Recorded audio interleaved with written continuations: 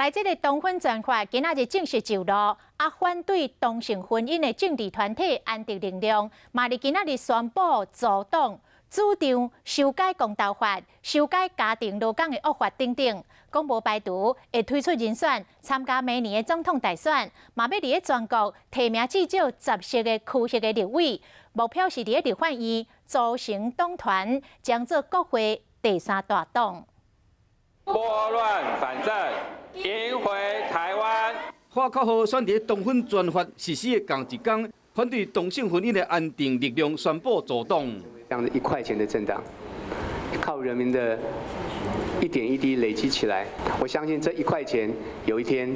能够走到国会的中央，让这个鸟笼公投不再变成铁笼公投，扫除威胁家庭还有教育的各种恶法。安迪力量受到爱甲3个公投600-700万张同意票的鼓励阻挡，幸福人民乐见其成。这次的修法重创了大家对民主的信心，还有让我们国家的家庭的人伦的制度、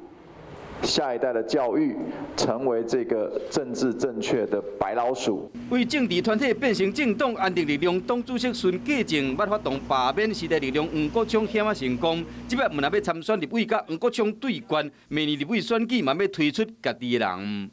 民进党时代力量，还有甚至这个所谓的国民党跑票的部分，不排除针对重点，我们会去投入人选的区域，像大安区，10个是最低标，甚至我们在山地原住民跟平地原住民都